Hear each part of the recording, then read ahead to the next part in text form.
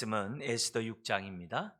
에스더 6장, 우리 구약 755페이지, 우리 1절 이하의 말씀인데요. 우리 9절까지 한 절씩 교도하시겠습니다. 6장 1절. 그날 밤에 왕이 잠이 오지 아니하므로 명령하여 역대 일기를 가져다가 자기 앞에서 읽히더니 그 속에 기록하기를 문을 지키던 왕의 두 넷이 빅다나와 데레스가 아수에로 왕을 암살하려는 음모를 모르드게가 고발하였다 하는지라. 왕이 이르되 이 일에 대하여 무슨 존귀와 관작을 모르드게에게 베풀었느냐 하니 측근 신하들이 대답하되 아무것도 베풀지 아니하였나이다 하니라.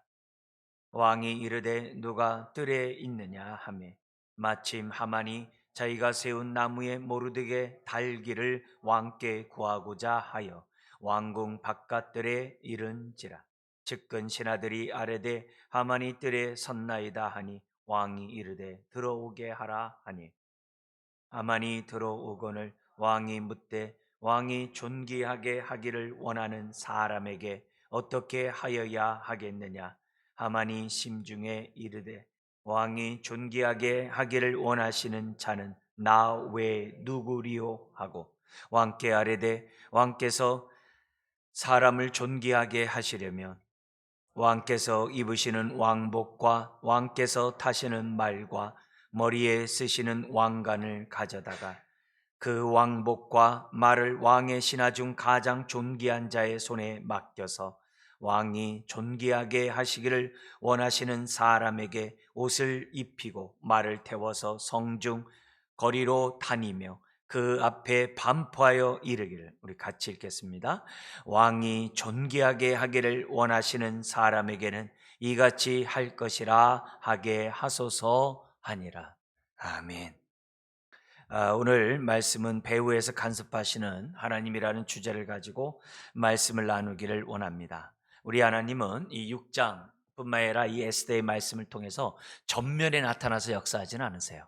근데 배후에서 하나님은 기가 막히게 세밀하게 역사하시는 하나님을 우리는 에스더의 말씀을 통해서 배우게 됩니다. 특별히 이 6장을 보면은 하나님은 예기치 못한 방법으로 자기 백성을 존귀하게 하시는 하나님이시라는 것을 우리는 깨달아야만 합니다. 모르드게는 졸지에 왕으로부터 존귀함을 얻게 됩니다. 그것도 자기를 죽이려고 했던, 또 자기 민족을 죽이려 했던 왕과 하만으로부터 존귀함을 받는 그런 역사를 배후에서 행하십니다. 바울이 고백했듯이 깊도다 하나님의 지혜예요. 누가 측량하리요. 우리는 이것을 믿어야만 합니다. 하나님의 자녀를 존귀하게 하시는 하나님, 이걸 우리는 오늘의 또한 말씀을 통해서 깨달아야 됩니다. 동시에 우리가 이런 존귀함을 얻으려고 한다면 우리 강의 안에 있는 것처럼, 두 번째 있는 것처럼 죽으면 죽으라는 믿음을 가지고 우리들이 살아야 한다는 거예요. 정말 십자가 없이 영광이 없다고 그랬잖아요. 존귀함을 얻고자 했을 때에는 에스더와 같은 죽으면 죽으리라는 이런 믿음, 이것이 우리들에게 주어져야만, 우리에게 있어야만 한다는 거죠. 그래서 결국 세 번째로 강조될 것은, 그러므로 우리가 좌절과 낭만과 포기하는 것이 아니라 가장 좋은 것을 주시기를 기뻐하시는 그 하나님 앞에 우리의 삶을 맡기자. 누구처럼요? 모르드게, 에스더처럼, 믿음의 위인들처럼 우리의 삶을 맡기자. 여러분, 우리 주님은 보좌 우편에 우리와 함께 앉게 하셨어요. 그 영광의 자리에 우리를 함께 앉게 하셨어요. 자녀로 끝나는 것이 아니라 보좌 우편에 함께 앉게 하셨어요.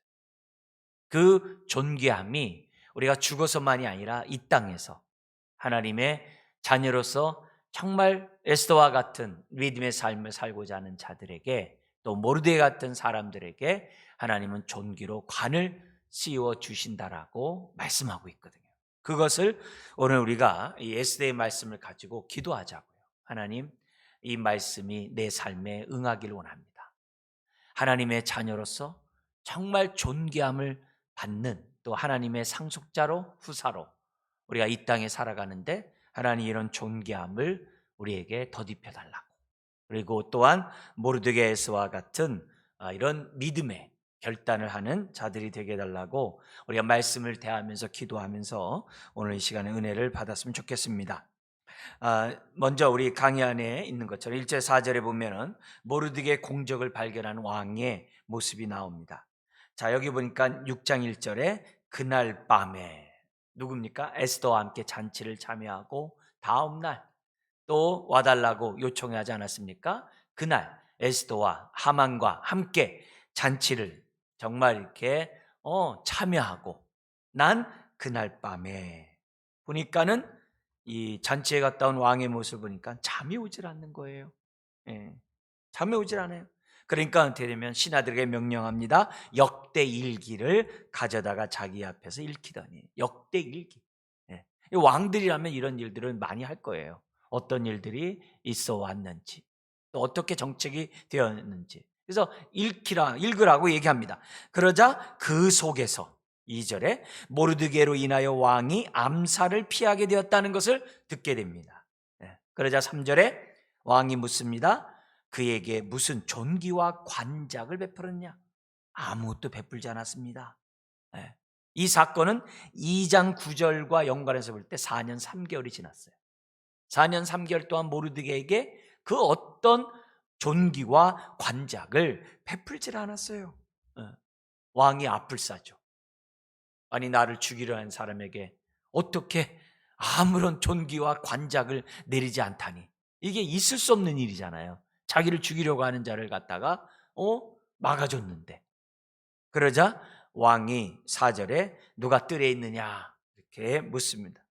그러자 하만이 등장을 하는데 이 하만은 뭐하고 온 사람이었어요?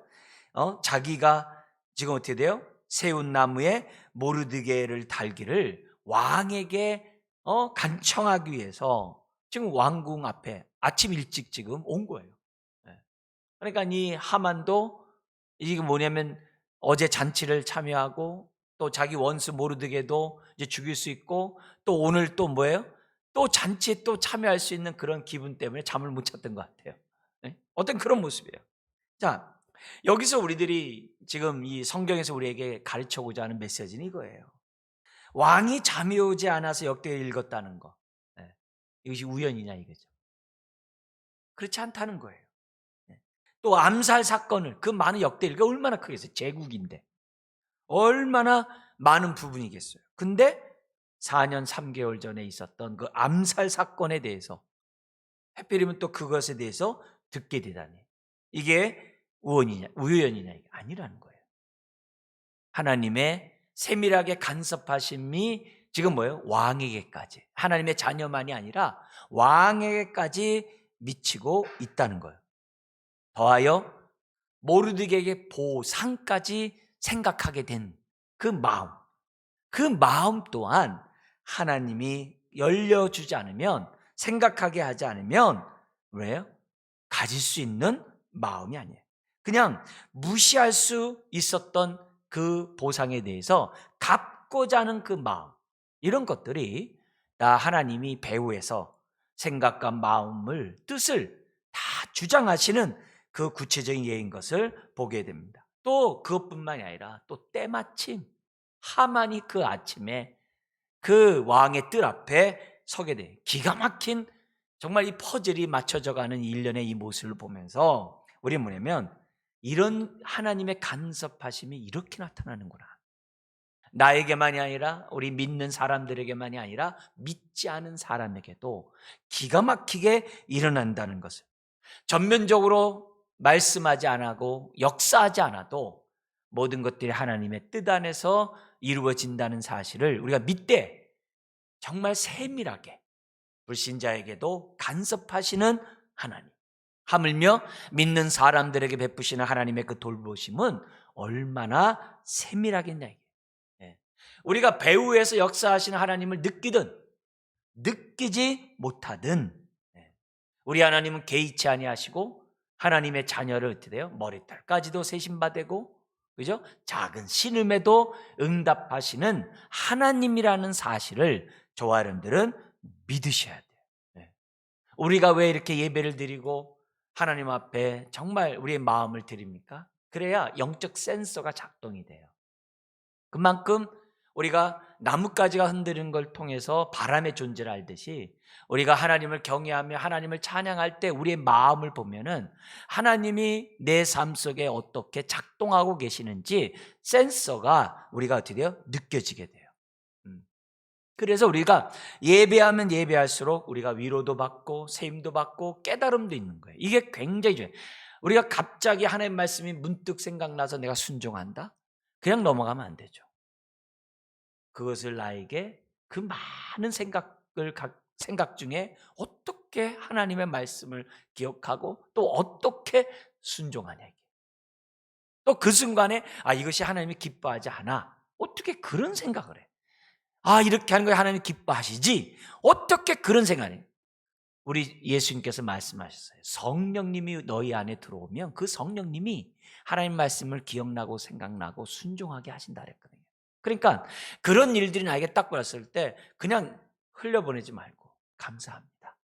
나에게 성령님을 통해서 하나님의 약속을 응하게 하는 경험을 하게 하시니 감사합니다. 우리가 109절 성경 암송 구절을 갖다 우리가 3년씩 이렇게 2번 했잖아요. 근데 그 구절이 그 도슨 트로트맨 내비게이터 창시자 그 사람의 그 기초 그 암송 구절을 기초로 만든 것들이거든요. 근데 그분이 하는 삶 속에서 항상 그랬다는 거 아니에요. 뭐냐면 테스트해 봤더니 이거는 사실이다. 증명되었다. 해가지고서 항상 TP를 이렇게 성경에다 써놓은 거예요. 그걸 모아가지고 주제별로 나눠가지고 우리가 지금 암송하고 있거든요. 지금 우리나라에 제자 훈련할 때마다 그 규제를 암송하거든요. 그러니까 그분은 뭐냐면 그런 말씀이 내 삶 속에서 응한 그 부분에서 자기는 성경책에다가 테스트해 봤더니 이건 사실이라고 증명됐다 해가지고 TP를 이렇게 써놨다는 거 아니에요. 그러니까 그런 것들이 오늘 뭐예요? 그분만이 아니라 오고 오는 많은 사람들이 경험했던 그런 바거든. 그렇다면 우리가 암송하는 그것으로 끝나는 게 아니라 우리가 뭐냐면 이 말씀이 정말 사실이구나. 이걸 우리들이 정말 경험하는, 그래서 우리가 의의 말씀을 경험하는, 히브리서 5장에 그러잖아요. 의의 말씀. 우리가 젖만 먹는 자가 아니라 딱딱한 음식을 먹을 수 있는 의의 말씀을 경험하는 저와 여러분들이 돼야 한다는 거죠. 그래서 어떤 말씀이 문득 생각나고 어떤 말씀에 따라 순종하고 싶고 내가 하는 이런 일련의 모습이 있을 때마다 바람이 분 거예요. 그럴 때마다 성령님의 역사에 감사하고 정말 그런 은혜를 주신 주님께 찬양하고 이런 자세들을 저와 여러분들이 갖는 것이 굉장히 중요해요. 그래야 우리 인생이 이렇게 퍼즐이 맞춰져요. 퍼즐이 맞춰져요. 이게 하나님의 간섭하심이었구나. 그때 이런 일이 하나님이 돌봐주지 않으면 안 됐던 일이었구나.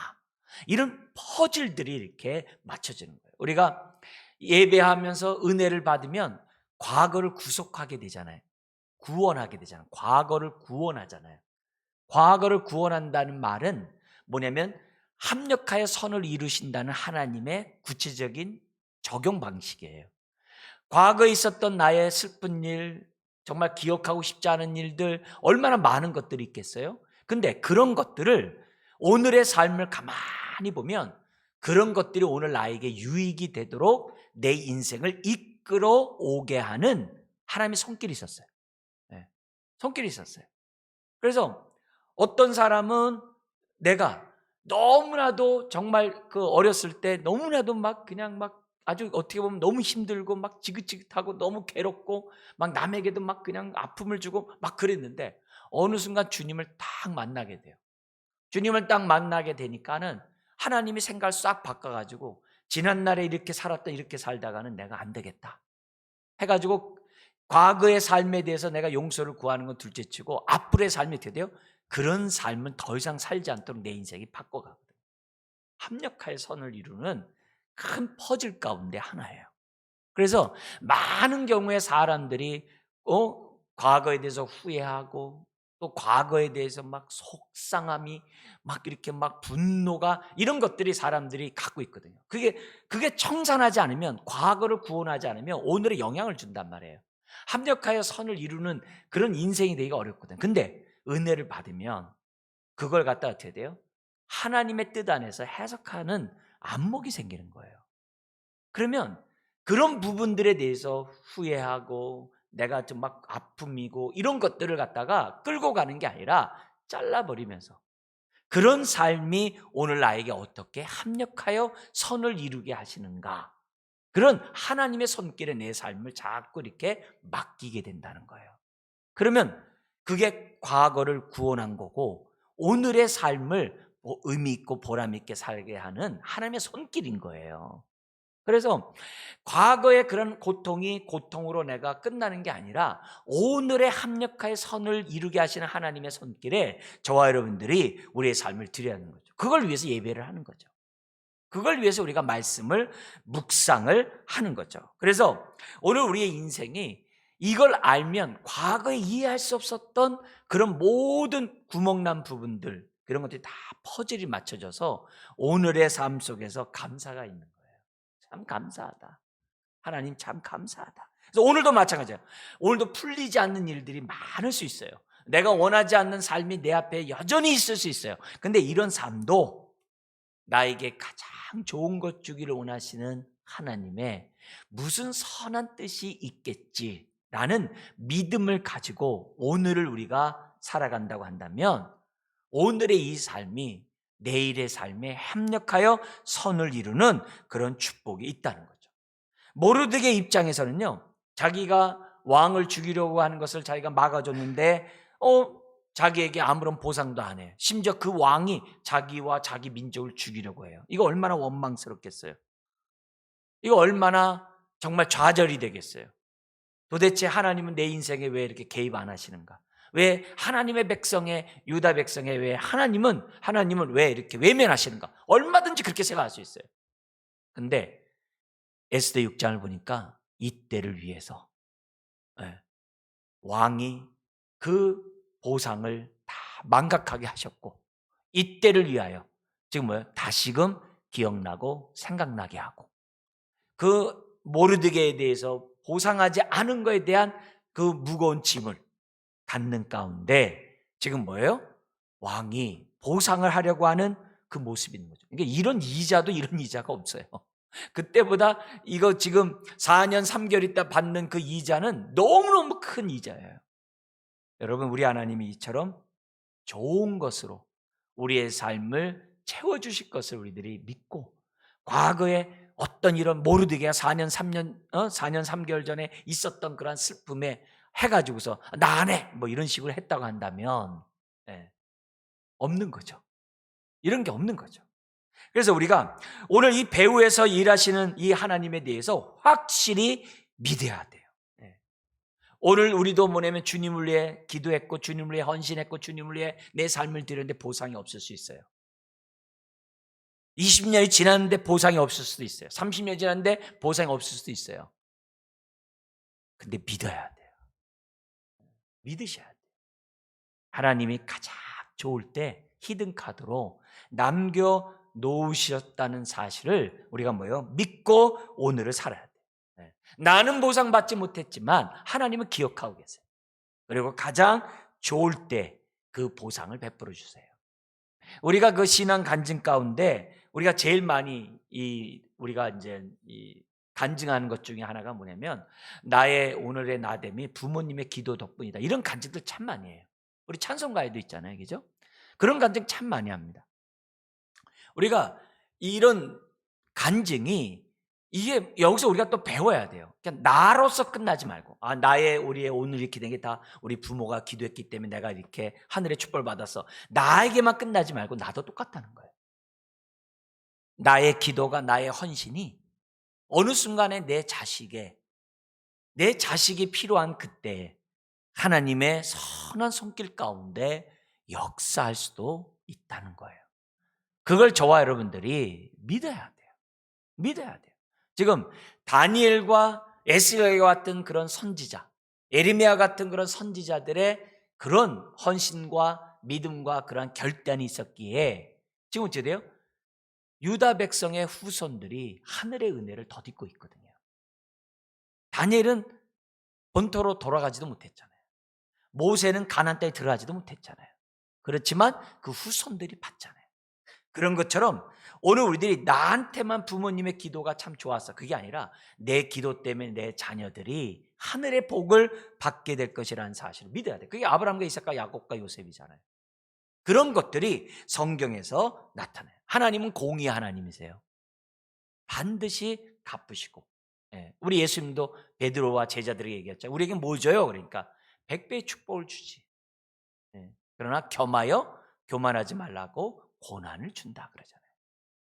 우리 주님이 베드로에게 하신 그런 모습이에요. 그래서 오늘 우리들이 정말 신앙생활할 때 오늘 내가 뿌린 이 씨앗이 내가 거두지 못한다 할지라도, 지금 못 거둔다 할지라도 언제 거둘지 몰라요. 언제 거둘지 몰라요. 그런 의미에서 우리들이 저와 여러분들 신앙생활 하는 것이 정말 얼마나 정말 하나님 앞에 감사하며 해야 될지 몰라요. 가끔 이걸 느낄 때가 언제냐면 장례식 집에 장례 치를 때. 장례 치를 때 이렇게 장례식에 참여하는 분들이나 그런 어떤 눈빛이나 대화를 이렇게 보면은 그 장례를 치른 그분이 참 은혜를 많이 끼쳤구나. 사람들에게 많이 참 이렇게 영향력이 있었구나. 도움을 줬구나. 라는 이런 것들을 갖다가 많이 느낄 때가 있어요. 그런 것들이 하나님의 간섭하시는 손길 가운데 하나라는 거죠. 물론 죽어서 우리가 상급을 받죠. 그러나 주님은 이 땅 가운데서도 보상한다는 거. 왜요? 그것으로 인하여 보이지 않는 하나님이 눈에 보이게 되는 사건들이 되거든요. 사건들이. 당사자는 더욱더 하나님을 의지하는 건 두말할 것도 없고 내 주변 사람들이 하나님의 살아계심들을 볼 수 있거든요. 볼 수 있거든요. 우리 신학교에서도 이렇게 보면은 어떻게 신학교 왔어요? 그러면 이제 물론 30년 전 얘기입니다. 요즘과 좀 다른 상황입니다만 이렇게 보면은 특히 나이 좀 드시고 오신 분들 계세요. 그럼 뭐냐면 자기가 어렸을 때 우리 부모가 나를 갖다가 주의종 만들겠다고 서원했다는 거예요. 그래서 내가 그게 싫어가지고 내가 아주 그냥 막 아주 오만 그런 아주 그런 행동만 하고 심지어는 건축한다 헌금한다 해서 집 다 팔아가지고서 자식들은 갖다 돌보지도 않고 내가 그 하나님 내가 아주 그냥 막 이렇게 해가지고서 이리저리 다 했다는 거예요. 그런데 어느 순간에 나 이제 왔으니 두 손 들고 주님 앞에 이렇게 나왔다. 이런 간증들이 굉장히 많았어요. 굉장히 많았어요. 왜냐하면 6, 70년도에 얼마나 부흥의 역사가 우리나라에 있었습니까? 그죠? 6, 70년도에 굉장했잖아요. 저 여의도 그 광장이 가득 메우면서 그 부흥의 이런 것들이 어마어마했었잖아요. 그잖아요? 부활절 그러면 여의도 그 광장에 그 많은, 예? 그 100만 넘는 막 그 사람들이 예배하던 게 그게 얼마나 있었습니까? 그러니까 그때 하나님 앞에 헌신하고 주 앞에 드렸던 그런 서원 기도들이 굉장히 많거든요. 근데 그런 것들을 이제 신학교 와서 보면 있잖아요. 그런 식으로 많이 봐요. 예. 그래서 지금 우리 동기로서 뭐예요? 목회 사역들을 갖다가 하나님 은혜 가운데 감사하면서 다 해요. 예. 그때는 깨달았지 못하지만 어느 순간에 합력하여 선을 이루시는. 예. 저 지금도 잊어버리지 않는 게 있는데 뭐냐면 자식 없이 부부로 이렇게 계시다가 돌아가신 분 계세요. 다른 교회 다니신 분인데 저희 교회에 그냥 아주 교인처럼 늘 나오던 이 권사님 그 부부가 계셨어요. 근데 때마다 시마다 내 손주들이라고 하면서 인사하고 또 막 이렇게 소개를 하고 그랬었어요. 만나면 하여튼 그렇게 막 얘기하고. 근데 나중에 알고 봤더니 그분의 자녀들이 아니에요. 예. 그분의 자녀들이 아니고 뭐냐면 본인이 이렇게 장판집을 했을 때 그 동네에 어려운 사람들에게 장학금을 줬대요. 그래서 그 장학금 받은 그 아이들이 커가지고 손주 녀석들을 데리고 이렇게 인사하러 온 거예요. 인사하러 온 거예요. 그래서 그런 모습.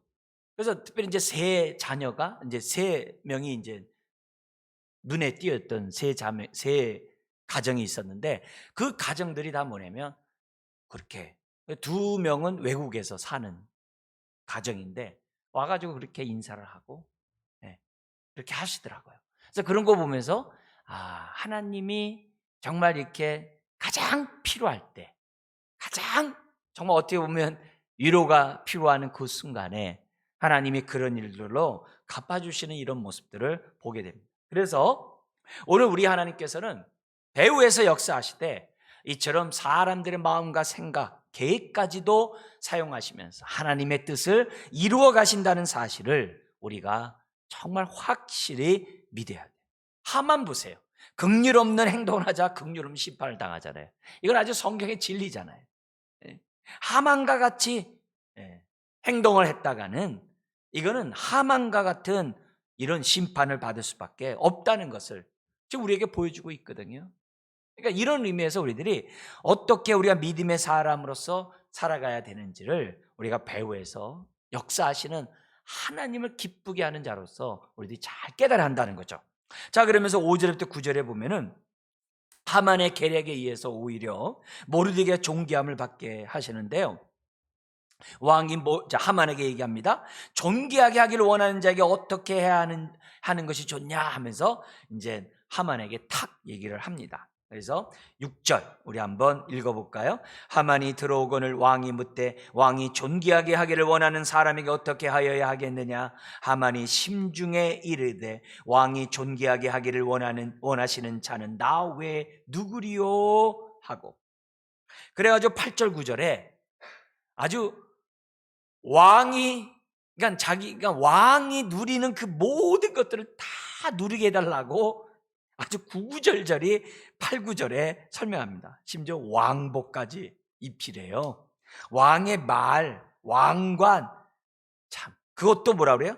왕복과 말을 왕의 신하 중 가장 존귀한 자의 손에 맡겨서, 존귀한 자의 손에 맡겨서 왕이 존귀하게 하시기를 원하시는 사람에게 옷을 입히고 말을 태워서 성중거리를 다니면서 왕이 존귀하게 하시기를 원하는 사람에게 이같이 할 것이라 하게 하소서 외치라는 거죠. 마부가 앞에 갈 때 물러거라 물러거라 하듯이 지금 그 끌고 가면서 그렇게 하라는 거죠. 이걸 보면 하만은 굉장히 욕심이 많은 사람이에요. 교만한 건 두말할 것도 없고 욕심이 큰 자인 걸 봐요. 정말 구해서는 안 되는 그런 것들도 막 구하는 걸 봐요. 자기가 뭐예요? 그 왕의 자리에 앉고 싶다는 거죠. 그러나 하나님은 이런 교만한 자를 사용하셔서 합력하여 선을 이루세요. 이건요, 예수님을 불의한 자의 손을 통해서 예수님을 십자가에 못 박게 하는 것과 같아요. 빌라도와 대제사장을 사용하셔서 십자가에 죽게 한 이런 하나님의 지혜와 일맥상통하는 그런 내용이에요.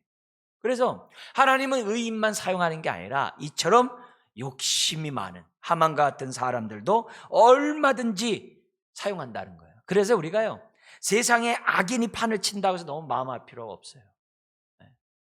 할 수가 없어요. 왜요? 하나님이 다 남겨두신 거예요. 하나님의 때에 하만처럼 다 사용하세요. 이단들이 너무 득실에 대해서 어떤 때는 막 절망이 될 때가 너무 많죠. 그러나 어느 순간에 쭉정이의 알곡을 갈라놓으세요. 내버려 두세요. 어느 순간에 가장 필요할 때 해요. 그래서 우리가 하나님 앞에 의인으로 쓰임받아야지 악인으로 쓰임받으면 안 되거든요. 정말 슬기로운 다섯처녀가 돼야지 미련한 다섯처녀처럼 살아가서는 안 된다는 거죠. 오늘 우리들이 이런 하만의 이런 교만함을 사용하시는 하나님의 손길을 저와 여러분들이 보셔야 돼요. 교만한 자들은요, 일정 기간 동안에만 부귀영화를 누려요. 그러나 폭포가 떨어지듯이 어느 순간에 어떻게 돼요? 한순간에 멸망의 길로 가는 것이 역사예요. 결국 하만의 교만이 화를 부르는 거죠. 화를 부르는 거죠. 자기 일에 빠른 자들은 언제나 이와 같은 결론을 맞이할 수밖에 없어요. 그래서요, 이 하만과 같은 교만한 자는요, 높은 자리에 앉으면 안 되는 거예요. 차라리 안 앉는 게 훨씬 나은 거예요. 오히려 그 하만 때문에 그의 가족과 그의 친구들이 몰살당하잖아요. 몰살당하잖아요. 나중에 그날에 서로 먼저 죽이라고 그러잖아요. 자기 정당방위하라고 왕이 내리잖아요. 한번 조서 내린 건 취소가 안 되니까 정당방위로 하라는 거죠. 그러니까 이런 모습에서 우리들이 어떻게 돼요? 항상 나 외에 누구리요? 그러면 안 돼요. 주님 외에 누구리요는 돼도 나 외에 누구리요 같이 하만같이 생각하면은 안 된다는 것을 우리들이 배우면서 항상 교만은 패망의 선봉이라는 것을 저와 여러분들 잊어서는 안 돼요. 으뜸되기를 좋아해서는 안 돼요. 예. 오히려 내가 낮은 자에 있을 때마다 감사하고, 내가 교만하기 때문에 낮은 자에게 나를 앉게 하셨구나 생각하고, 왜 하나님이 내 일을 이렇게 안 도와주고 내 앞일을 이렇게 안 열어줄까? 타락할까 봐, 잘못된 길로 갈까 봐, 정말 교만한 걸 너무 잘하셔서 그런 방법도 있다는 거예요. 그래서 항상 내가 만사형통하고 내가 뜻하는 대로 원하는 대로 쫙쫙 돼야지만 하나님이 나와 함께하는 게 아니에요. 때로는 나의 앞길을 막기도 하세요. 그러나 가장 좋은 방법으로 우리에게 정말 은혜를 베푸시는 선한 목자임을 저와 여러분들이 잊어서는 안 됩니다. 결코 주를 경외하는 자를 후회하는 인생으로 만들지 않으세요. 그걸 믿기 때문에 오늘도 우리가 예배를 하는 거예요. 하나님은 우리 인생이 그렇게 끝나게 하질 않아요. 그렇게 하지 않으세요. 항상 존귀하고. 아니, 모세도 80에 부름 받았잖아요. 아브라함은 어떻게 돼요? 자녀를 낳을 수 없는 그런 가운데 정말 하나님의 부름을 받잖아요. 우리는 생각할 때 다 조바심이 너무 많아요. 그것보다도 하나님의 뜻을 잘 분별하고 하나님의 뜻 속에서 오늘 하루하루를 살아가는 저와 여러분들이 필요하다는 거죠. 우리 마지막 단락이 10에서 14절인데요. 모르드게의 존귀함과 하만의 몰락이 나오죠. 자, 그렇게 하만이 얘기하자마자 10절과 11절 우리 한번 같이 읽겠습니다. 이에 왕이 하만에게 이르되 너는 네 말대로 속히 왕복과 말을 가져다가 대궐문에 앉은 유다 사람 모르드게에게 행하되 물은 내가 말한 것에서 조금도 빠짐이 없이 하라. 하만이 왕복과 말을 가져다가 모르드게에게 옷을 입히고 말을 태워 성중 거리로 다니며 그 앞에서 반포하되 왕이 존귀하게 하시기를 원하시는 사람에게는 이같이 할 것이라 하니라. 할렐루야. 자, 우리 하나님 유머가 많으세요. 그죠? 참 유머가 많으세요. 얼마나 지혜롭고 얼마나 놀라운 우리 하나님이신지 몰라요. 십자가가 정말 역설적인 거잖아요. 어떻게 이런 십자가 이런 지혜가 어떻게 대지장이라도 누가 알겠어요? 온사탄마이가 어떻게 알겠어요? 십자가가 있어야 부활이 있다는 것을 그걸 어떻게 알겠어요? 모르니까 사단이 그런 제사장들, 종교지도를 통해서 예수를 못 박으라 한 거죠. 그래서 우리가 이런 말 하면 안 돼요. 너 어떻게 당신에게 귀신같이 잘하니? 그렇게 하면 안 돼요. 무식해요. 성령의 사람이 더 지혜로운 줄 우리가 믿고 우리가 확신해야 돼요. 우리들이 그런 데서 우리가 말에서도 그렇게 그들을 높이지 마세요. 자기가 죽을지도 모르면서 예수를 십자가에 못 박잖아요. 그잖아요? 그러니까 우리가 이런 하나님이 이런 유머가 많으시는 이런 역설적인 이런 모습이 우리 인생에도 동일해요. 그러니까 여기에 보니까는 벌써 이 뭐예요? 왕은요 모르드게가 유대인인 줄 안 거예요. 그 얘기하잖아요. 모르드게가 유대인이라는 거 아는 거죠. 그 소식을 다 들은 거예요. 성 앞에서 대궐 앞에서 있어서 그 죄를 뿌리고 있는 그 소식이 벌써 왕에 다 들어간 거예요. 그리고 왕은 하만의 그런 얘기를 통해서 요거 봐라. 얘가 내 자리를 탐내네. 왕이라면요 그 정도의 센스는 다 있을 거예요. 더구나 존귀한 자가 그 앞에 서서 이 얘기하라고? 존귀한 자가 누구겠어요? 이게 굉장히 위험한 발언이잖아요. 그러니까 하만이 하는 것을 왕이 다 보고 딱 얘기하잖아요.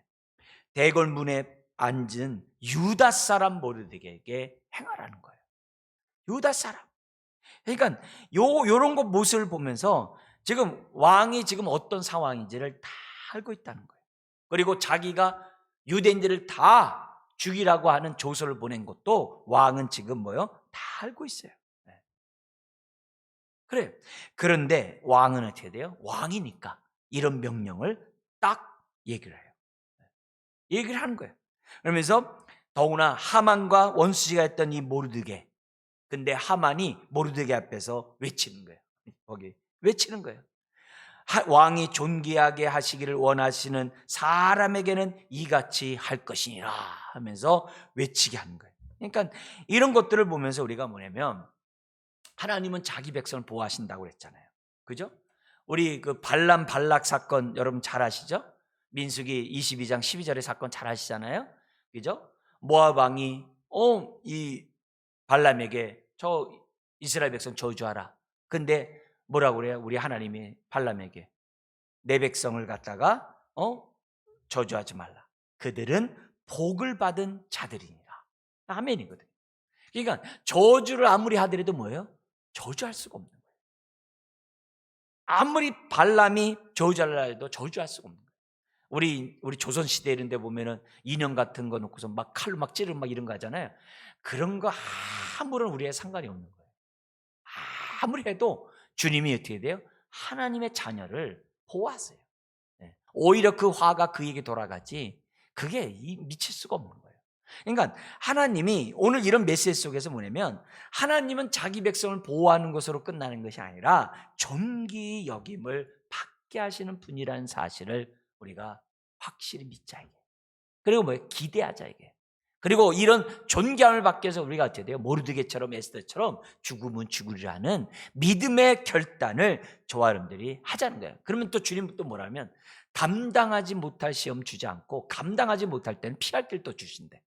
내가 믿습니다 하고 뛰어내렸는데 믿습니다 했는데 이게 뭐냐? 감당하지 못할 또 피할 길을 주신대.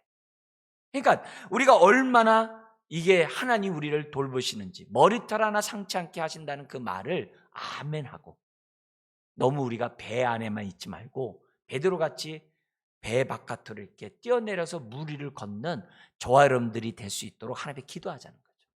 맨정신은 안 되니까 기도함으로 성령의 충만함 속에 우리가 깨닫고 어떻게 행동하자는 거죠. 과감하게 행동하자는 거죠. 그래서 교수형에 처할 위기에 있는 모르드게가 갑자기 졸지에 극적으로 살아나게 되고 존귀함을 받아요. 사망에서 생명으로 고난에서 영광으로 확 바뀌어요. 이 너무나도 중요해요. 그렇다고 유다 백성을 멸절하는 그 조서가 없어진 것은 아니에요. 그렇지만 그 속에서 어떻게 돼요? 하나님의 역사함을 보는 거예요. 마치 다니엘이 사자굴에서 나온 것처럼 하나님은 어떻게 돼요? 우리의 인생을 전화위복시켜 주시는 그런 하나님이에요. 그러니까 가장 좋은 걸 준다는 이 믿음을 가져야지 그냥 가만히 있다 존귀하게 하셨네 그렇게 하면 안 되는 거죠.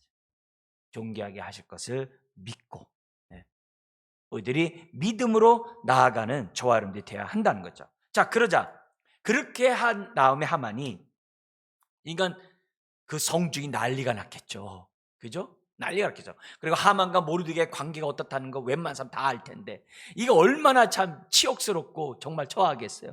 얼마나 머리 아프겠어요. 그래서 12절부터 14절에 머리를 싸매 들고 이제 집에 와가지고 아이고 머리야 하는 거예요. 그러니까 아내와 그의 친구들이 얘기합니다. 왜 그러냐? 그러자 13절 14절 우리 특별히 13절 한번 읽겠습니다. 자기가 당한 모든 일을 그의 아내 세레스와 모든 친구에게 말하며 그중 지혜로운 자와 그의 아내 세레스가 이르되 모르드게가 과연 유다 사람의 후손이면 당신이 그 앞에서 굴욕을 당하기 시작하였으니 능히 그를 이기지 못하고 분명히 그 앞에 엎드러 지리이다. 이거 부인이 할 말은 아닌데 그죠?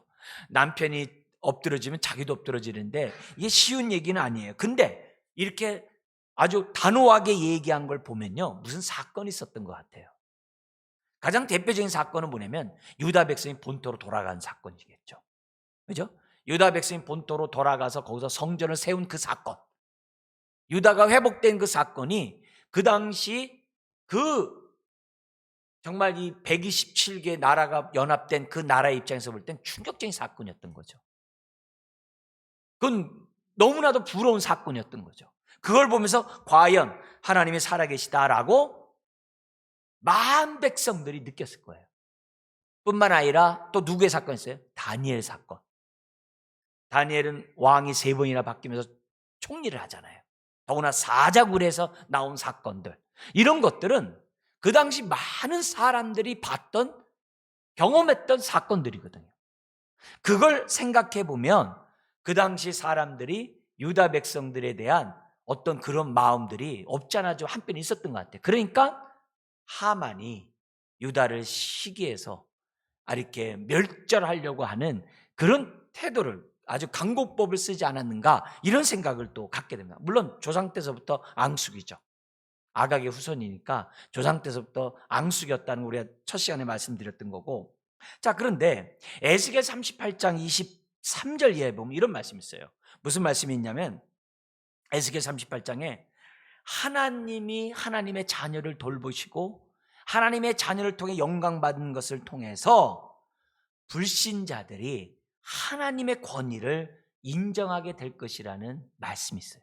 이건 에스겔만이 아니라 다른 데도 많죠. 우리를 통해서 하나님이 영광 받기를 원하신다는 말씀들이 얼마나 많아요. 그러면 우리가 어떻게 돼요? 존귀 여김을 받아야 된다는 거죠. 오늘 우리가 이렇게 예배하면서 우리가 정말 하나님의 말씀에 따라 순종하려고 하는 것들이 왜 중요하냐? 우리가 존귀 여김을 받을 때 하나님 영광을 받으시거든요. 영광을 받으시거든요. 그렇기 때문에 오늘 우리들이 정말 이 시간에 다시 한번 하나님 앞에, 배후에서 역사하시는 이 하나님 앞에 오늘의 이 말씀이 나에게 응하게 달라고 기도하는 저와 여러분들이 돼야 한다는 거죠. 그래서 7장에 결국 친구와 아내의 말대로 하만은 나무에 달리게 됩니다. 사랑하는 성도 여러분, 여러분 포로로 끌려간 그곳에서도 하나님은 하나님이셨어요. 그리고 하나님은 역사하셨어요. 심지어 죽으면 죽으리라는 그런 자들을 통하여 하나님이 영광을 받으셨어요. 아무리 악인이 치밀하게 계획을 세웠다 할지라도 하나님 앞에서는 무용지물이에요. 두려워하지 말라는 거죠. 더구나 하만의 아내와 그 친구들의 말을 보세요. 유다 사람의 후손이면 능히 그를 이기지 못하고 분명히 그 앞에 엎드러지이다. 어떻게 이런 말을 할 수 있겠어요? 근데 이게 진리인 거예요. 누가 우리를 대적하리요? 누가 우리를 하나님의 사랑에서 끊으리요? 배후에서 역사하시는 우리 주님을 우리가 다시 한번 정말 확실히 믿고 과거를 구원하고 구속하고 합력하여 선을 이루시는 그런 하나님, 특별히 믿음으로 사는 자를 존귀하게 하시는 그 하나님을 우리가 만남으로 영광 돌리는 저와 여러분 되시길 주의 이름으로 축원합니다. 기도하겠습니다. 하나님 아버지 감사합니다. 오늘도 배후에서 역사하시고 배후에서 오늘도 주의 자녀들을 돌볼 뿐만이 아니라 존귀하게 하시는 하나님의 손길로 인하여 감사함을 드립니다. 주여, 우리가 이름뿐인 자녀가 되지 않도록 도우시고 하나님의 영광을 드러내는 하나님의 자녀들 되게 하여 주옵소서. 주여, 어지러운 때입니다. 참으로 힘든 때입니다. 주님, 이럴 때일수록 더욱더 역사하시는 하나님을 우리가 온전히 의지하는 가운데 우리의 삶을 맡겨나가며 또 하나님의 영광을 드러내는 주의 자녀들, 몸된 교회 되게 하여 주옵소서. 감사하며 예수님의 이름으로 기도드리옵나이다. 아멘.